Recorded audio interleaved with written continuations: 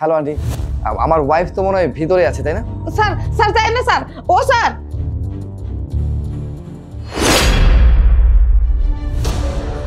Sir এই জন্য আপনার আমি ভিতরে আসতে না করছিলাম।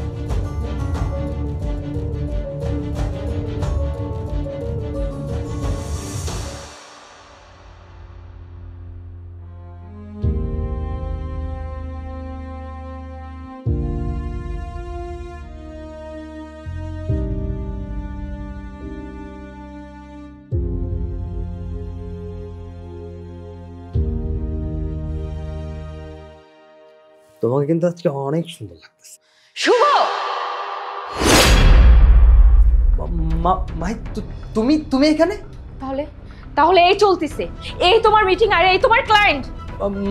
মাহি, তুমি আসলে যেটা চিন্তা করতেছো তেমন কিছুই না। ও আমার উপরে উঠতেছিল। কি? আমি? এই, তা নয় তো কি? হ্যাঁ, তুমি তো আমার উপরে উঠতেছিলে। জানো মাহি, ও তো জানে খুব ভালো করে যে আমি এই কোম্পানির ওনার, আর এসব করলে ওর প্রমোশনটা হয়ে যাবে, তার জন্য আমার সাথে এই সমস্ত করতেছিল। এক মিনিট, তুমি এই কোম্পানির অনার? মানে এই কোম্পানির অনার তুমি না, আমি। আর বাকি রইলো উপরে ওঠার কথা।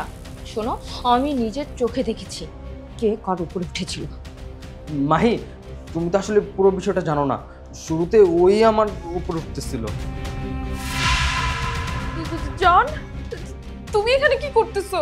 হ্যাঁ আমি, আর এই পুরো বিষয়টা আমি ওনাকে খুলে বলেছিলাম। আমি সব কিছুই নিজের চোখে দেখেছি। আমাকে লুকানোর মতো আর কোনো কিছুই নেই। ভান্ডা যেহেতু ফাটবেই, ফাটুক না, সমস্যা কোথায়? আমার স্ত্রীর ভান্ডা যেহেতু ফুটেছে, তাহলে তার স্বামীর ভান্ডাটা ফুটুক। সব কিছুই সবাই জেনে যাক যে কে এখানে কি করছে, আর এই সমস্ত কিছুর জন্য কারা বা কে দায়ী। জন প্লিজ, তুমি আমার কথা শোনো। তুমি যেটা ভাবছো এটা ঠিক না, ওটা সম্পূর্ণ ভুল। আমি নিজের চোখেই সবকিছু দেখেছি, আর তুমি বলতেছো আমি ভুল দেখেছি? ছি, আমার ভাবতে অবাক লাগছে যে তোমার মতো একটা মেয়ের সাথে আমি আমি এতদিন ধরে সংসার করছি। আমি কখনো কল্পনা করিনি তুমি আমার বিশ্বাসের এইভাবে অমর্যাদা করবে। আরে আমি তো এসেছিলাম তোমাকে সারপ্রাইজ করার জন্য, কিন্তু এসে আমি নিজেই সারপ্রাইজ হয়ে গেছি। তুমি যে এতটা জঘন্য, এতটা নিচে নামতে পারো, আমি তা কখনো ভাবিনি।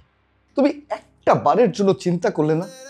আমাদের 3 মাসের একটা সন্তান আছে, আমাদের সুন্দর একটা ফ্যামিলি আছে, আমাদের সুন্দর একটা ফিউচার আছে, আর তুমি এই সমস্ত কিছুকে তোয়াক্কা করে পরকীয়া নামক ন্যাক্কার একটা সম্পর্কে জড়ালে। তোমার একটুও বিবেকে বাঁধলো না? ছি, আমি তোমার কাছে কখনোই এমনটা আশা করিনি। 3 মাসের বাচ্চা, তার প্রতি তোমার একটা বারের জন্য মায়া আসলো? কি হলো শুভ, তুমি এখন কোনো কিছু বলবে না?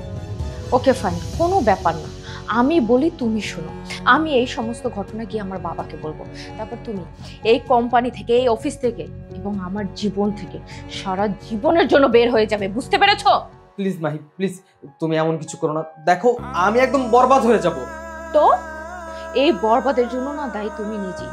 Don't try to contact me again, and you also fired. Mahi দাঁড়াও, আমার কথাটা শোনো। মাহি, মাহি।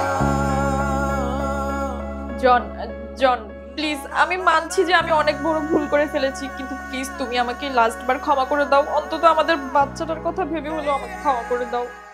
না, এটা আমাদের বাচ্চা না, এটা শুধুমাত্র আমার বাচ্চা, তোমার না। তুমি না তোমার ওই মুখে আমার এই বাচ্চার নাম নিও। তোমার মুখে বাচ্চাটা শোভা পাচ্ছে না।